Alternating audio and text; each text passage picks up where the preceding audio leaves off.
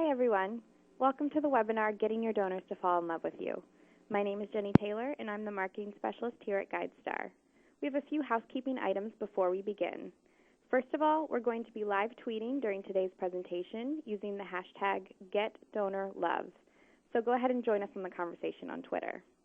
Secondly, we're happy to take questions from all of you during the presentation. While the Q&A session is at the end of the presentation, you are more than welcome to submit questions at any time. And if we don't get to all of your questions before our time is up, we'll post more of the answers on the GuideStar blog at trust.guidestar.org soon. And finally, we will send all of you an email with a link to the presentation and today's recording in a few days. Now I'm happy to introduce Farra Trompeter. Farra is Vice President at Big Duck, a communications firm that works exclusively with nonprofits to help organizations reach supporters, build awareness, and raise money. Farra has more than 20 years of experience in fundraising and communications for nonprofit organizations. Farra's expertise focuses on helping nonprofits create multi-channel campaigns and use social media to connect with donors, activists, and other members of their community. So welcome, Farra, and take it away. Thank you. Now they've just jumped ahead. Here we go. Hi, everyone. This is Farra. I'm going to try and get back to where we were. My computer, Mary Beth, I may ask for your help in advancing the slides. If you can go to slide 3. My name is Farra Trompeter. I'm Vice President at Big Duck. As I was so kindly introduced by Jenny, I want to welcome everybody here in our pre-Valentine's Day discussion, getting ready to get our donors to fall in love with us. If you can go back to slide 3, if that can advance that way. As we said before, we're going to be on Twitter using the hashtag #GetDonorLove. And you can often find me on Twitter sharing tips about donor engagement, communications, and branding at Farra. I am, this is what I look like, though sometimes I'm wearing glasses. And I also am one of the voices behind the Big Duck Twitter stream, so you can tweet with us at Big Duck. And again, we'll be using the hashtag #GetDonorLove. I probably won't be live tweeting myself this session, but I will connect with you afterwards. Next slide. So we're going to talk today about really why does this topic even matter? How do we know if our donors love us? How do we get them to fall in love with us? And what can we do about it? So as Jenny said, I'm going to share a lot of information, send your questions away, and we'll try and get to as many as we can in the session. So I want to start by asking, why are you here? What is it about this topic that brought you here? So on the next slide, there's a sentence, and I'm going to ask you in the Q&A to chat in an answer.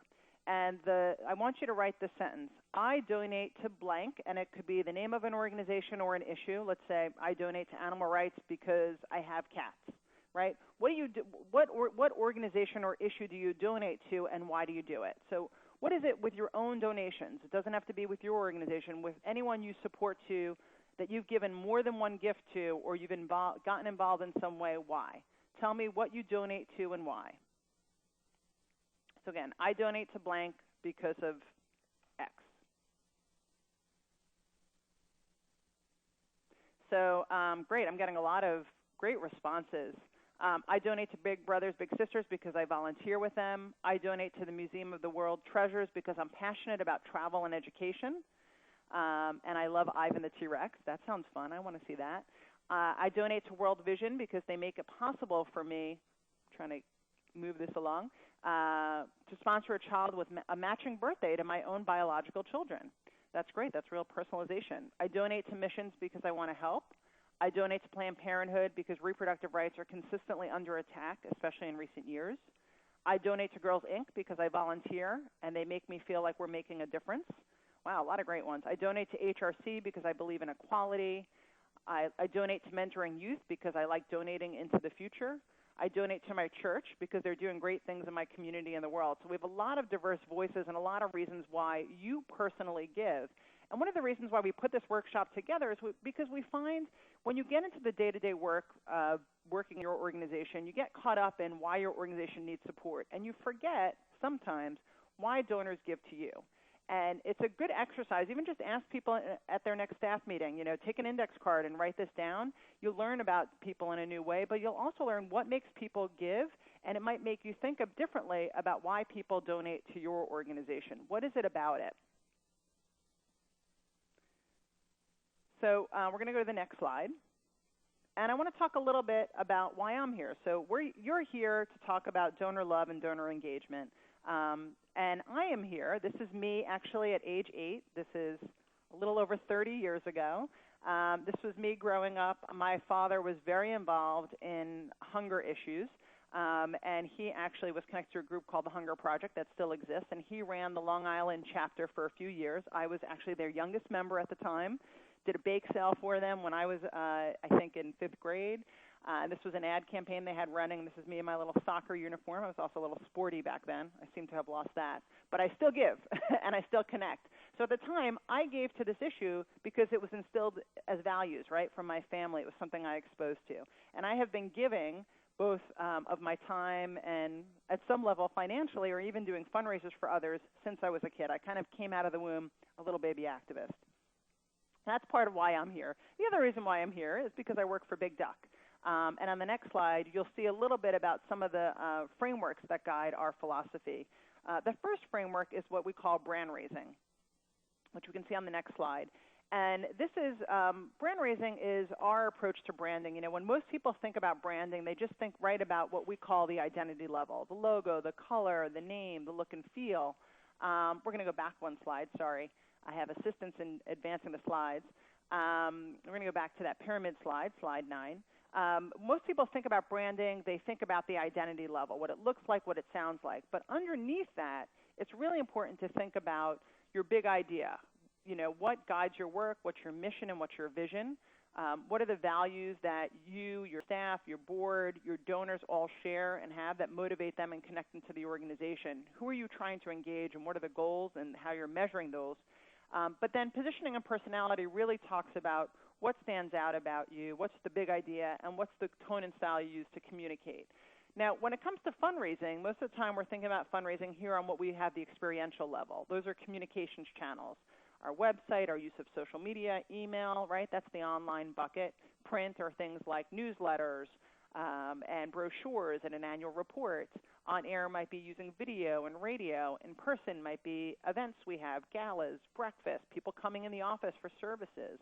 And then mobile. You know, some organizations think about mobile as part of the online space. We think about it as a separate channel that a lot of people use to, you know, communicate through texting, whether that's, again, for fundraising or just educational information.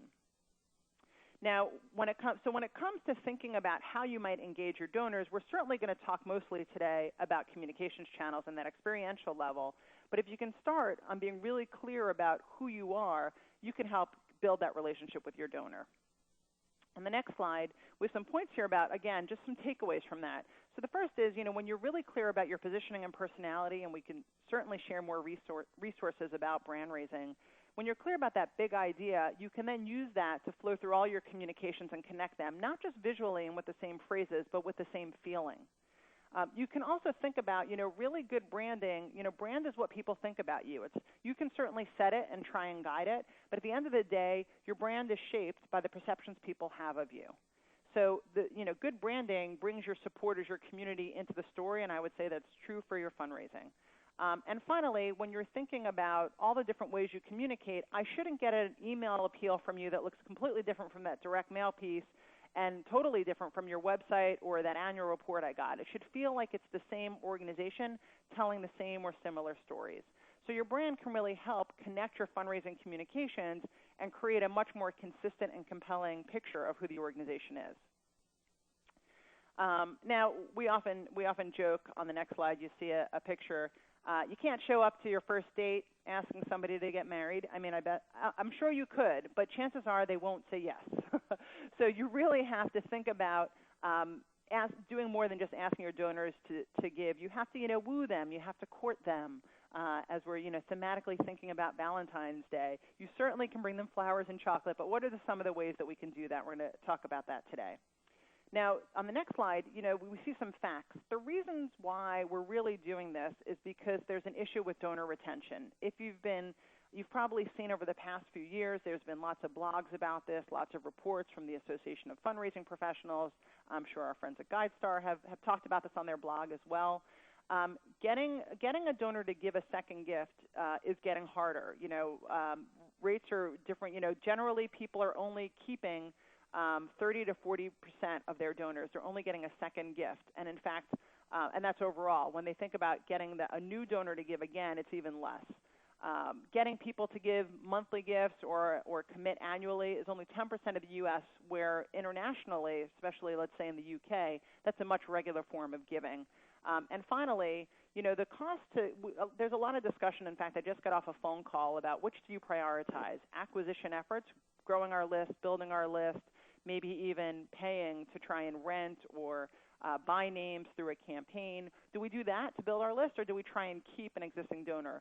And what we find is that actually, oftentimes you have to pursue both the building the list and keeping the list.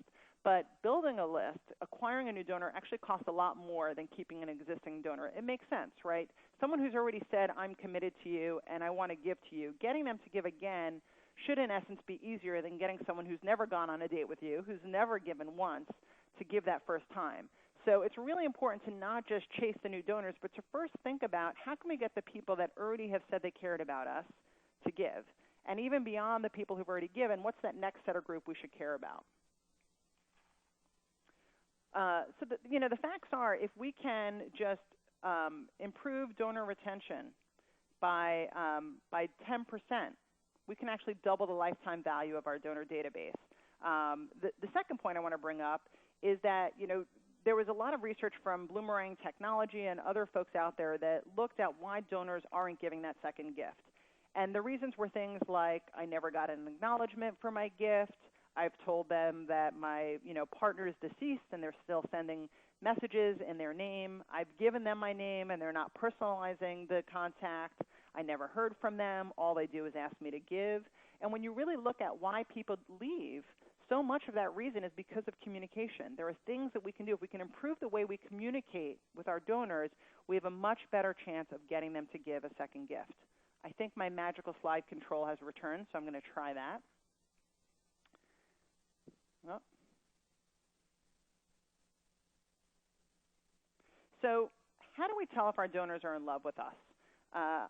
Actually, I think it was last year, or a year and a half ago, Network for Good, now we're jumping all over the slides, let me try this one more time.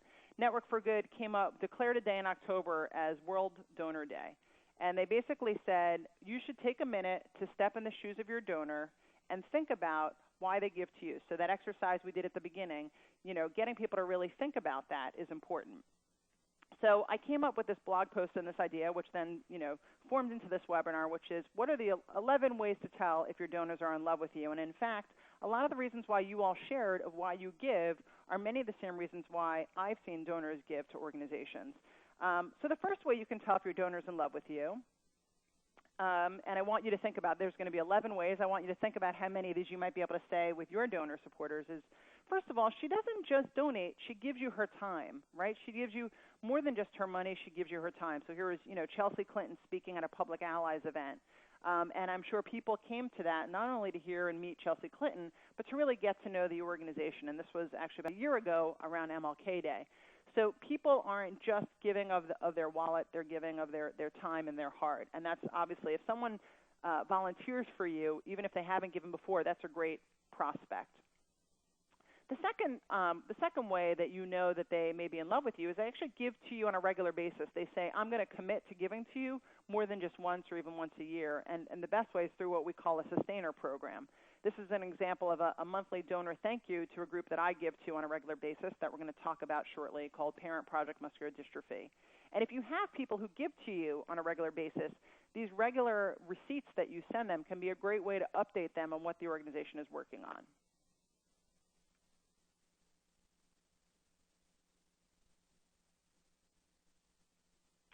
So number 3, she acts when you ask and asks when you act. So what I mean here is the person who takes advocacy on your behalf, right? The person who signs a pledge, puts their name on an alert. Not only do they do so, when you say, hey, take our pledge, they then even go the step further and they share it with their friends. They might post it on Facebook or Twitter or forward the email that you sent them or pass on the information. The person who actually not only takes that action but then shares is certainly someone who is, I would say, in love with you. Number 4, she actually raises money for you. She's not just a donor, but she's a fundraiser. As I mentioned earlier, I've been raising money for organizations since I was in elementary school. And most recently have done a fair amount of what's called social fundraising on behalf of the Nonprofit Technology Network and the Anti-Violence Project. You know what, producer, I'm going to go back to having you change the slides because it seems like it's not cooperating on my end. Oh, there we go. We're back at 19. Here we go with, this is an example of me raising money on behalf of the Nonprofit Technology Network. This was through CrowdRise. And this was every year they have an annual campaign where they not only just ask people to donate to them, they find people in their community who love them. They're super fans. And they say, you know, please, you know, tell your network why you care about us. So you take a few minutes, write a story, tell your friends, and then people give because they care about you and they care about the mission. So the person who's actually going to raise money on your behalf is definitely in love with you. Next slide.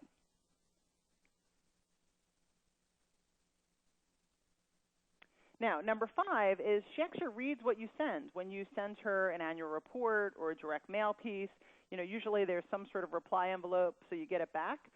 But you make what you send to her interesting.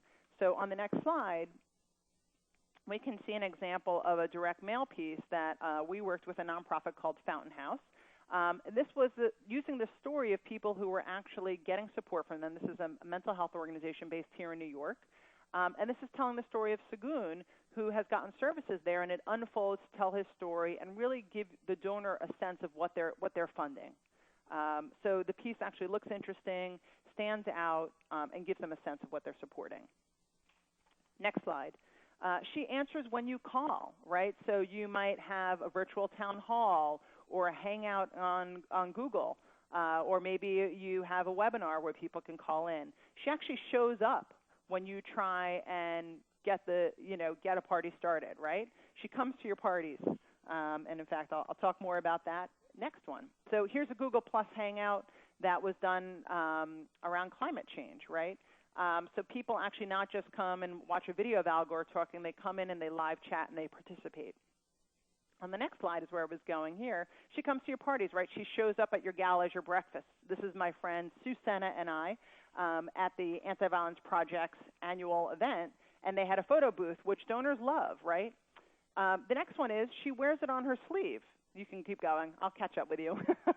The next slide is, you know, she's going to show you, she's going to take your logo and wear it proudly. So maybe you sell stuff. On the next slide, we can see the ASPCA actually has a store where you can buy merchandise that not only shows the logo, but communicates the mission. Your supporters want to tell people they care about you, and they're happy to share it. Next slide. You know, she knows where her money goes. I'm going to show you, this was an email update I got from Charity Water last year on slide 24. And here we can see she actually knows where her money goes. I had donated they had a big campaign on Rachel's 9th birthday wish. I had given just $36, but they sent me this really nice email that explains they knew that money went to support their work in Ethiopia and Malawi, and they sent me an email saying, here's the work we've done there, but they made it seem like it was my project, my support. I was one of many people who supported this, but they made it personal. They made me feel like I was actually making a difference. Number 10. She thinks giving to you is easy, right? This is a donation page from Grist, an environmental magazine. And here right now we can see you can go online and support to them. And in fact, once I push the donation amount, let's say $50, then the next window exposes credit card or PayPal, and it's very simple. And you can see the copy on this page, right? Direct to the point. I know what I'm supporting and why I'm supporting it, and giving is a breeze. And number 11, the last way we know is she actually talks about what you do. And in this slide, you'll see an example of the Nature Conservancy that right now has a sort of share your story campaign. Why do you love nature? Not just why do you support us, which is often, you know, they have a why we give section, and having a why I give section with donor testimonials on a website or an e-newsletter is great. But it's about the mission, right? People support you because they're probably connected to the mission and certainly your approach to it. So here it is, why do you love nature, right? And letting somebody share their story helps them bond to your work, and and also helps them to get to know the other people who support them and a sense that they're part of a big community. So we're going to recap that on the next slide. So you can tell if she's in love with you because she volunteers, she gives regularly, she takes action, she asks friends to give, she cares what you have to say, she answers the phone when you call and shows up at your events, she buys and wears your goodies, she feels good about giving to you, she gives to you again, and she understands you and talks about it, right? So this is, when you think about your donors, now, if you find someone who does all 11, they're certainly the gold star. But, think about your donors and think about the people who maybe give for some of these reasons. Those are the people that you really want to hold on to and think about how you can show them that you love them back. So we're going to go to the next section. So how do you do this? What do you need to have good donor communications and share the love, as it were? There are lots of, you need tools and you need strategy. So let's talk about the tools first. On the next slide, I have a list of the kind of tools that you might need to manage fundraising communications. Constituent Relationship Management System, or CRM, a donor database. A lot of people use things like Razor's Edge or Salesforce. You want to be able to have customizable donation pages so that if I'm doing a campaign, it's not just your regular donate page, but it's a page that reflects the look and feel of the campaign you're raising money for. You want to actually send people messages, not just appeals, but let them know what else is going on, sending them e-newsletters, sending them updates, sending out several emails around the campaign as opposed to just one, maybe even doing what's called a welcome series, which we'll talk a little bit about. The idea of having peer-to-peer or social fundraising, there are tools that have it all built in one, or you can use just for that. If you're going to have events, making sure it's easy for people to not only get to come to your parties, but tell others about it. Doing advocacy, people who take action online, there was a study a few years ago, people who take action online are 6 to 7 times much more likely to make a gift online, right? Because they've connected with you, they've gotten to know what you're doing. And finally, you need to bring social media into it. Social media is a great tool to build relationships with donors. It's a great tool for cultivation. It's a great tool for stewardship. It's not the best thing if you're just going to solicit people. There are some organizations who've had success with direct solicitations on social media, but generally when it comes to using social media for fundraising, it's great for that sort of warm-up, for that wooing. So on the next slide, you can see some examples of some of the tools out there. You probably have some or all of these tools in place, everything from tools that let you do online engagement, tools that let you send out emails, tools that let you raise money, do advocacy, tools that let you grow your list through petitions and pledges, tools that let you monitor and engage with social media and do what's called social CRM, right? There's many, many tools out there. These are just some of the more popular ones that I know of. So you'll get a copy of these slides and you'll be able to look at this and think about what tools you need. But it's not just about the tools.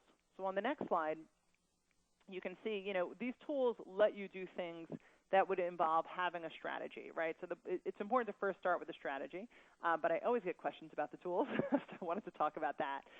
The tools will let you have a strategy where you can do things like segmenting your database. You can sort of have a group of people that these are our super activists. Every time we send something out, they take the action, right? Those people, they should be treated differently. They may be different from the people who actually have given to you before versus never given before, or people who've told you they have a certain connection to your mission, depending on what your mission is. You can also use these tools to send out very targeted communications. If somebody does something like take action on one specific pledge, maybe you send a fundraising appeal that's connected to the advocacy they took, right? A welcome series, which is, when somebody joins your email list, do they just get the typical, hey, thanks for joining? Or do they get a series of emails that say, thanks for joining, here's how to connect with us, and then maybe a week later gets a, hey, take a survey, we want to know what you think, and then maybe gets an appeal. That's a welcome series. And with these kind of tools, you can do that and start warming people up. You also want to make sure you give people non-money actions to take, right? You don't want to just be sending appeals to your list. You want to give them things to do that don't involve just donating, like some of the things we mentioned at the beginning.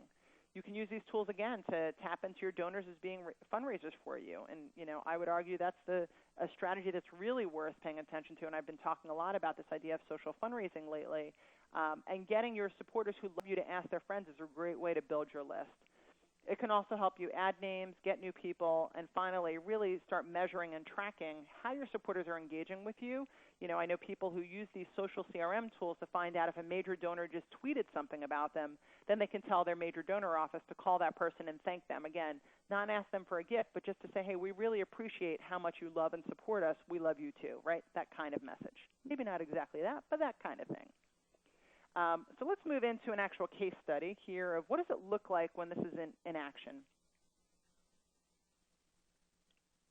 There's a nonprofit organization that we've been working with at Big Duck for the better part of the past 10 years called Parent Project Muscular Dystrophy, and they work with boys and families who have Duchenne muscular dystrophy, which is a rare but fatal genetic disorder.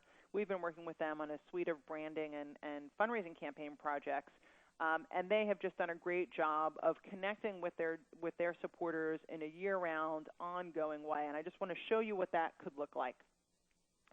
And I'm going to show it to you with steps that I think you can implement if you're not implementing them already. So the first thing on the next slide is really, it's all about making it easy for your supporters. And the first thing is to make it easy for them to actually find you and connect with you.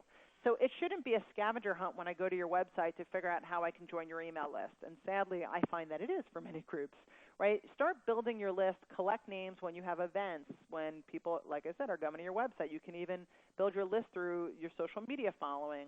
You can give people actions to take when you send out direct mail pieces. Make sure you're not only getting people's addresses, but start collecting their email addresses, their cell phone numbers in case you ever want to get into mobile. You should make it take out the guesswork of communicating with you. Make sure it's as easy. Take a look at all your communications materials, put them all out on the table, open some tabs up in your browser, and try and see what happens when I join your list. How hard is it? How easy is it? Ask a friend to do it, and get a sense of what that looks like. On the next slide, we can just see an example. One of the successful ways that this organization has really grown in the past few years is through endurance fundraising. So they have a project called Run for Our Sons. This is an example of a campaign they had over the summer. But basically, with Run for Our Sons, they do trainings and they have teams at different marathons, and they get people to not only raise money for them, right, through that social fundraising, but they also get a crowd. They get people excited. They raise awareness when they do these marathons and these events. And this is a great way to also walk around with clipboards, and as you're waiting in the crowd and people are cheering people on, to say, hey, would you like to learn more about us? And just get their information and quickly send them a regular e-newsletter or something about what you're up to, and get them involved in understanding your mission. On the next slide, we can see the homepage for Parent Project Muscular Dystrophy, which is at parentprojectmd.org or nduchenne.org. And when you go there, you can see, right in the box on the right side, there's a Connect with PPMD, and I can put my email address in and join them. I can also easily find them on Facebook, YouTube, and Twitter, which for them are the most active social media channels they're using. They also have their own community site, which we'll take a look at shortly. Now, on Twitter, on the next slide, you can see too that they are they're not only just tweeting information out, but they're listening for their issue. So on the next slide, you can see just a Twitter stream of when people talking about Parent Project MD. On the next slide, please. There we go. So here's just people talking about the organization, talking about both the runs they've done, the research they're doing, the information they're sharing, and these are all people talking about them, and they're listening and they're responding to them, favoriting, writing back, and really just being part of the conversation. Then on the next slide, so if the first thing was about making it easy for supporters to find and connect with you, the next thing is really making sure your supporters really understand and know who you are.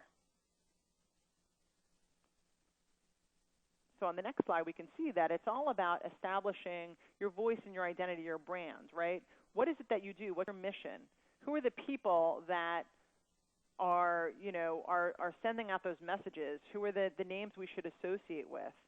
How do we, again, use welcome messages and thank yous to have somebody feel part of the organization, both on screen and in email? Next slide.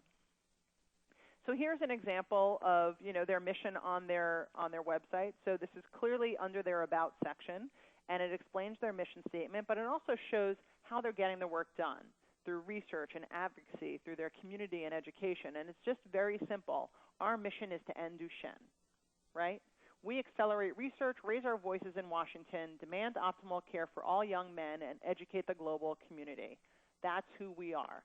So you know this is how we're different from other groups that work in muscular dystrophy or even Duchenne. And it's very simple and clear and easy to understand. On the next slide, we get to know one of their most popular faces, which is the founder of the organization, Pat Furlong, who started the organization 20 years ago, was a mother of 2 boys who passed away from Duchenne. And she's still running the organization, and she has a blog, she has a presence on their community site. On the next slide, you can actually see her blog, and she shares she has her own voice. She's part of the community. People know when she talks. She's one of those charismatic leaders. So there's a real person. Now, that doesn't mean for other organizations, I've seen executive directors, development directors, communication staff, board members, other voices talking out on behalf of the organization, and people start recognizing when their name comes in their inbox or their mailbox to look at them.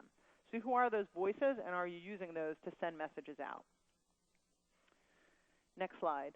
Let your donors know when they'll hear from you, right? Making sure that they forget, right? I see a lot of organizations in that the problems with donor loyalty. They make a gift and they don't hear from an organization for another 6 months or even a year when it comes to be the end of the year and people ask them for funding. They don't even remember giving. So you can do that by sending out a regular e-newsletter, making sure that if you can get sophisticated, if you know that I support you because of a certain reason, tailoring the message you send me about that. Making sure I know what I've done. What have you done with my support? How can I help you beyond giving? So here are some examples of that. So on Parent Project Muscular Dystrophy's website, on the next slide, you can see they have a whole Connect section, right, that says, look, we know when you have Duchenne, it can be a very difficult diagnosis and a thing to go through. We're going to help you not only, give you resources, but connect to a community, right? This is part of, again, how this organization is different. And they make it easy to find the news, to join the community, to go to their conference. Next slide, we can see an example of an e-newsletter. They send out a monthly e-newsletter so their community knows every month, and this newsletter, you can't see it all on this screen. It goes down several slides or several scrolls. And every month there's an introduction from Pat, who's the founder, explaining what's been going on and what's happening, and then gives an update about and every month people know to look in their inbox for this. Now the next thing to do is to be where your donors are. On the next slide, you can see some recommendations for that, right? Making sure that you're not just in channels that you think are important or that the board thinks is important or your boss thinks is important, but be where your audience is. Where do they want to see you and hear from you? Where do you see them congregating, online, offline? How do you make sure that you can easily be there and do it well? And how do you make sure you're connecting the dots between your channels? So here are some examples of ways to do that, or the ways Parent Project Muscular Dystrophy is doing that.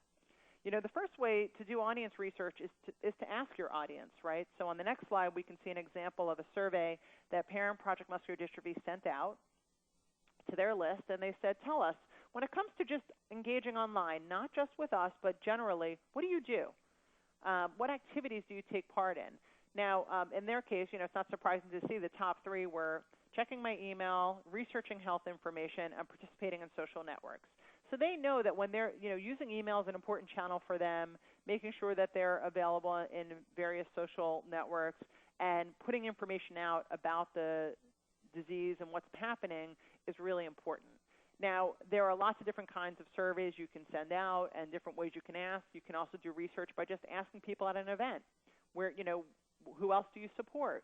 Where would you like to hear from us? Getting to know your donor and your audience is really important. Now, they also are able to understand their community by giving them a gathering space. They have an online community that was built a few years ago, a private social network that people can join that is, all about where people are sharing stories with each other. They are joining discussions, posting blogs, sharing photos, and they're again, the organization is acting as a connector, as a facilitator, which makes them much more valuable in their supporters' lives. On the next slide, we can get a peek at their Facebook page. And you can see on Facebook that they, at the time I took this screenshot, they had over 14,000 likes. But it's not just about the number of likes. What you can't really see in this image is how many people engage when they post, the number of people commenting, liking, sharing, and really, again, spreading the message out. So this is a great way to keep their community engaged and knowing what's happening. And they easily have it so that people can find them on Twitter, they can donate through their Facebook page. But the big thing they're looking to do here is just keep people informed and engaged. You can also see the newest social media channel they've sort of gotten involved with is on Instagram. And Instagram is a great channel that certain people are on. They are finding a growing group of followers there. I mean, here we can see there's a lot less followers, right? Barely 300, where the other one had 14,000, but they're growing. And this is great if you have a lot of events and you have visual information that you can take pictures of, or even just giving a behind-the-scenes look at your organization. Instagram can be a great way. In fact, I just tweeted something yesterday or earlier today about people using Instagram for raising money. I saw a group do a really great, just a donor thank you message, just saying thanks, you've made this happen, and letting donors feel part of your mission. Next slide.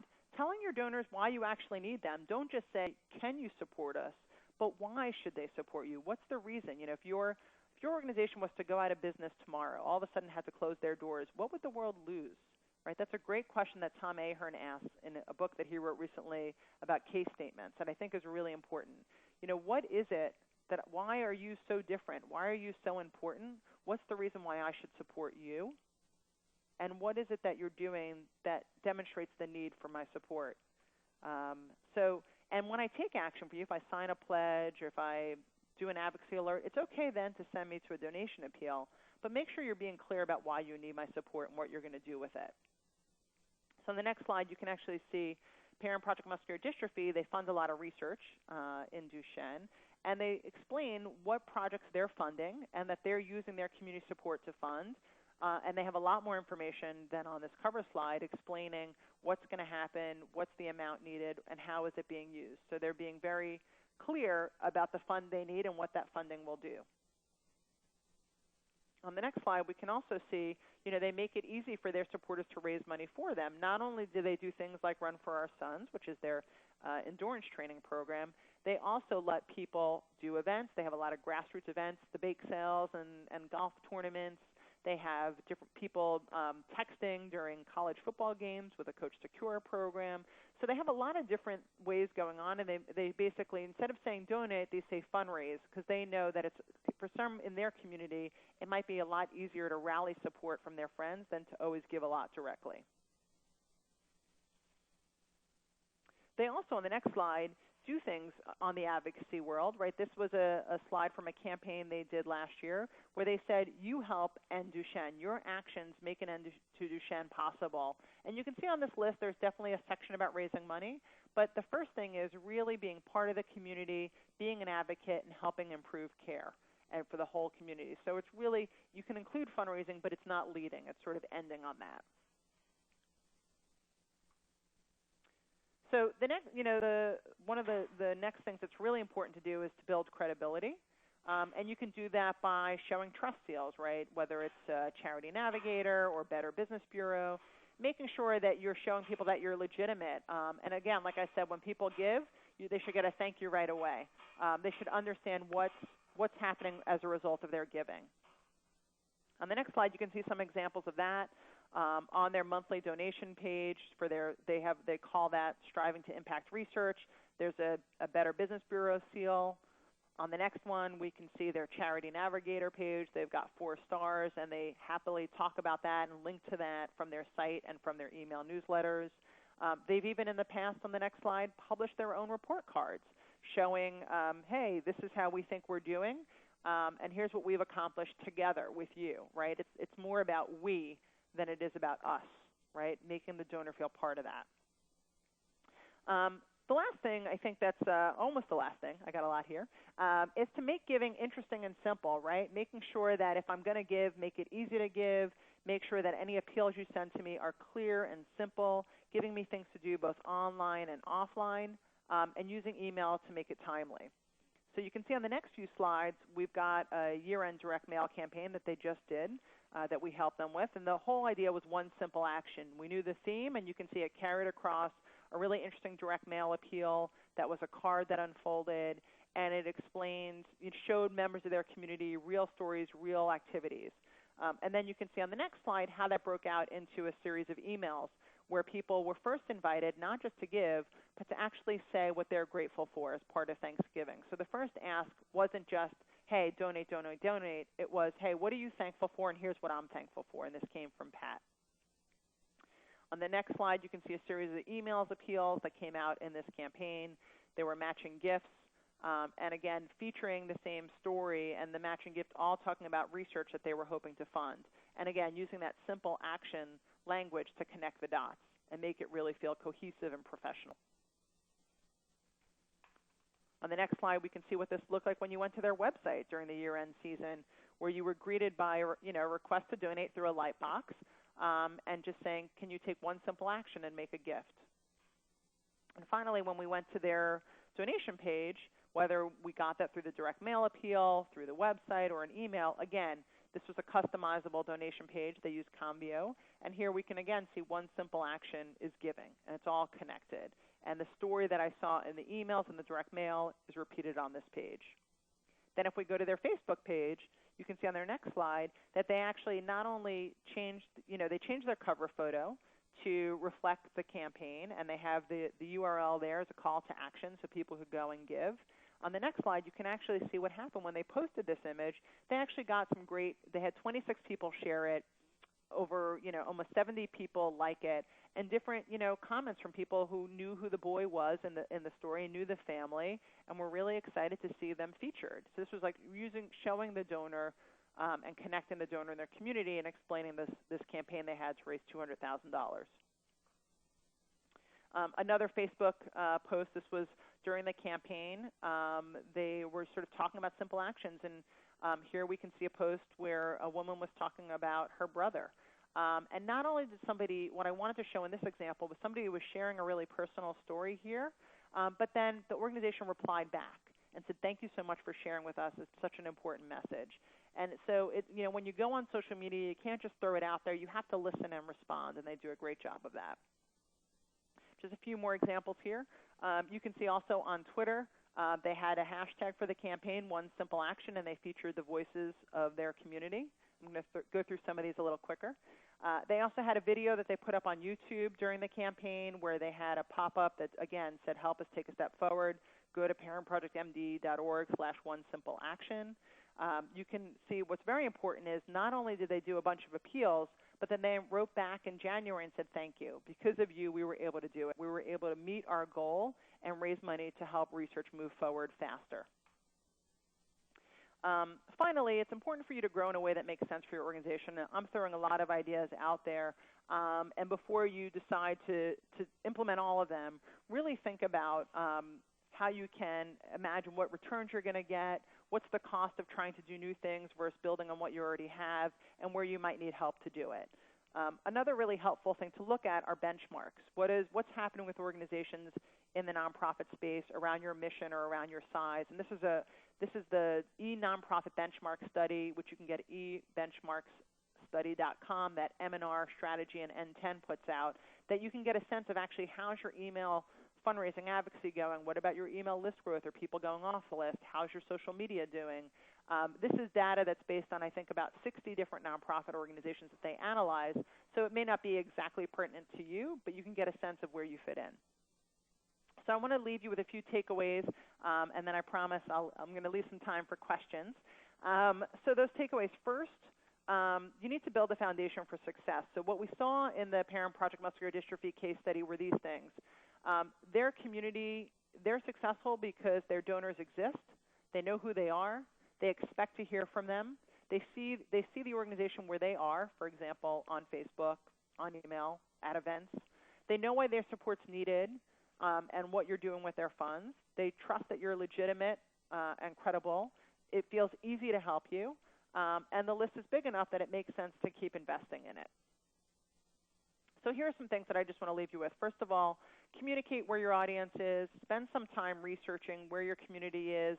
Think about all the different ways you might be able to communicate with them. This was just I liked this graphic I saw on a blog recently. You can connect with people through video, through the phone, through chat, through Twitter.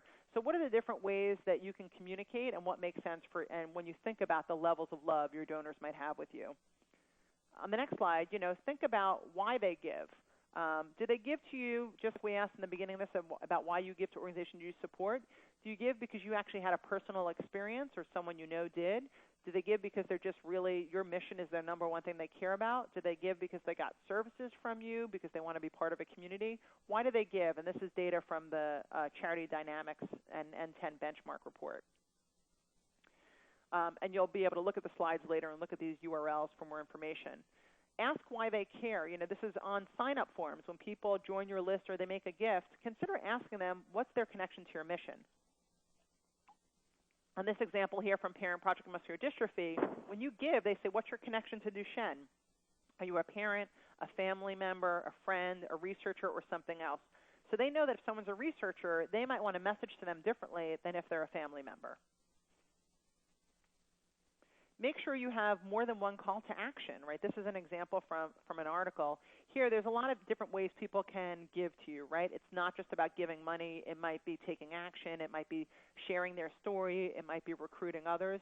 So think about the different ways you can have people do some things that are low involvement, some things that are high, to really make them feel part of your mission and do more than just give. Make it easy to get involved beyond donating. This, again, comes from that Charity Dynamics report. A lot of people rate things like sharing my story as difficult, right? Sharing the story about why they support you shouldn't be hard. Making a gift shouldn't be hard. Volunteering shouldn't be hard. Take a look at how easy or hard it is for people to get involved with you now. Test drive your site, your communications. Start thinking about how you might segment if you don't already do that. So instead of just sending everybody a request to give on a regular basis, a recurring gift, or become a sustainer, think about the people who make sense to do that. When someone who hasn't given to you in over a year and a half, try and send them a special message to get them to give a gift again. And just on monthly donors, I do think that monthly donors are a really important way to retain and engage donors. And on the next slide, these targets came from a great blog post from Michael Rosen, where you're really, your most loyal donors are the ones that you can look at becoming monthly donors. So people who are existing donors who've given $10 or more for the past, who've given more than 2 gifts in the past year, those people might be great targets for monthly donors. And this list sort of explains that. People who just gave to you for the first time might find this convenient, but I would say your existing donors and perhaps your lapsed donors who haven't given in a while, this might be a great way to bring them back. So before I get into your questions, which I promise I'm about to do, I want you to think about one thing you're gonna try. Chat that in if you can, and we'll look at some of those responses, or we'll talk about them in the blog post. But what's one thing you're going to try to do differently as a result of this conversation? And while you're chatting that in, I'm going to quickly go through some resources, and then Jenny's going to come back and ask a few questions. So the first thing is we are putting the slides and eventually the recording on our website at bigducknyc.com. You can probably get to that same long link at bigducknyc.com/workshops, and you'll find the link for this webinar from February 11th, and you'll be able to find the data there. Otherwise, Cody will be certainly sending that out, and our friends from GuideStar. There are lots of posts and books on this topic. On the next slide, we've got a few different times we have blogged about it on the Big Duck blog, and you can see the names of some of those posts here. You can also see some great books from folks like Adrian Sargent and Tom Ahern that are on this topic of donor engagement and donor loyalty. There's lots of great research, too, on this subject. On the next slide, the Association of Fundraising Professionals, N10, Urban Institute, Blackbaud have all put out some great stuff. Blackbaud recently put out an ebook all about donor retention called Show the Love. And again, you'll get these slides so you can look at the links. And I have also, on the next slide, put together a list of links that you can get at a short URL, bit.ly.com/donorlove, with lots of articles that I have been trying to flag over the year or so and put in there for really helpful tips and responses to questions I get. So before I go, I want to say that there's lots of resources on our website. We do workshops and webinars all the time. We have a newsletter that you can sign up for that we'd be happy to have you join. You can see that on the next slide.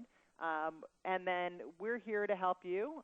If there are other ways that we can help you assess and improve your donor communications, you can see that on the next slide. We're happy to do that. You can just send us a note at hello@bigducknyc.com. And we've got lots of workshops coming up, workshops here on the next slide. We have webinar. We're doing a brand raising webinar series. We are doing some all-day trainings at Big Duck's office in Brooklyn. We'll also be at the N10 conference, so come and find us, and you can find that all on our website at bigducknyc.com/workshops. So, okay, Jenny, let's go. Hi there. All right, we've got some great questions. Let's start with the whole communication with donors. We have a couple questions surrounding that. You mentioned that it's important to have a consistent feel to all of your appeals. Which mode of communication should set that tone or that theme?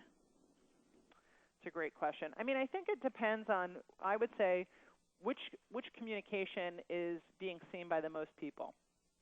So that's probably, it again depends on your organization. If your organization does a lot online, then your website, your emails, things that are relatively easy to change and be seen by the most people should all feel consistent. There was an organization that I was following that was doing a lot of great stuff on TV, had some great in-person things where they were really out and about and you could tell who they were. But then when you went to the website, it felt really flat. And I was really surprised that they were investing so much in communicating this exciting, vibrant organization in person. But then when you went to their website or their email, it just felt like a completely different, stodgy organization. So if you're going to prioritize one channel, just make sure everything is connected. And I think I would start by looking at the channels that have the biggest exposure. Excellent. And switching to the topic of social fundraising, once you've identified your super supporters, how do you start the conversation of asking them to be further involved? Good question. Your super fans, I like to call them. Mm-hmm. I've got a video I just posted on the Big Duck blog about that. When it comes to finding your super fans, I mean, I would start by hand-picking them. I would look at who are start by finding the 10 people that you know, people who call you, who show up at your events, who give, who've been giving, for the past 3 years or more, who give at a certain, give at least maybe, they don't have to be big donors. They could have just given you $25 or $50, but you know that they take every action. So if you've got a good CRM, or a database, you could probably do a query about who've taken that action. If you don't have that system, just ask around. Start by talking to a few people. Talk to the board. I think it can be scary for board members to ask their friends to give, but doing it through an online system might be an easier way to do it than having to ask people in person. So I would start by the people who know you best and who have already shown you that love in some way, and start small. See it as an experiment and see if it makes sense to roll out in a bigger way. Excellent. And we're talking about these new avenues that are popping up with social media, like Instagram, and those that are picture-related. From the side of using these images, is this something that you need to get their permission to use these? Yeah, I mean, in terms of social media, what we have seen on Facebook, even on Twitter, just redesign its interface, Instagram channels, Pinterest, Tumblr, all of these, the most engagement have come through visuals, through great pictures or, pictures of quotes, or illustrations or videos. So it's become very visual.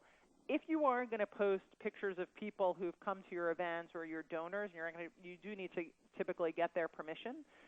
If you're posting your staff, I mean, anyone whose picture you're going to post and tag them, you want to get their permission.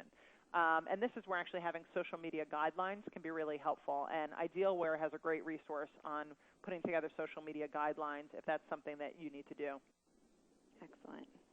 We're getting a couple of questions from, it looks like, newer and smaller organizations. Do you have any tips for them on just the basics of building that really strong donor base and really getting their message out there to their new prospective donors? Yeah, I mean, I think I would start by understanding why the people who already support you give, and seeing how you can shape the reason why people donate to you in a really strong case for giving. And then I would start by really just going through the experience of your organization as a newcomer, see what happens on your website when I give, what do I see on screen, what do I get in my email, what do I get in the mail, and if I don't get anything, what should I get? And another great thing to do is just to make a $10 donation to 3 to 5 other organizations that do similar work to you, whether they're in your community or they're around your mission. If you don't know, Google Google your mission and, act like a donor. If I was searching for a group I wanted to support, who would I find? Make a $5 or $10 gift to a few of those organizations and see how they treat you, and see what kind of ideas you might get for what your donors are seeing elsewhere and what you might be able to improve upon for you. Excellent. I think we have time for one more question. What are some of the most obvious mistakes that you're seeing nonprofits making in regards to donor communications? I think the most obvious is just they're not doing it. They're not sending out those acknowledgments. They're not connecting the dots. They're putting all this energy and having a really good maybe a good email series, but they're not then, when I go to the website, I don't see it reflected. When I go to the donation page, it's just a generic message. They're not saying thank you. I see a lot of people send out a lot of appeals. We need your help. We need your help. But they never say, here's what we did together. Thank you. And I think it sort of goes back to basic manners. And just following that can make a big difference. Excellent. Thank you so much. Thank you so much, Farra, for taking the time to be here today. We really appreciate it. And for all of you on the phone, thanks so much for being with us. Our next webinar is next Thursday, a couple Thursdays from now, February 27th at 1 p.m., and we'll be talking about using online reviews to showcase your impact. For more information, please visit guidestar.org/webinars. And again, if we didn't get to your question, Farra has been kind enough to answer some of them after the fact, and we'll be posting that on our blog at trust.guidestar.org. And keep an eye out for that email with the recording and the presentation. Thank you all again, and have a great day.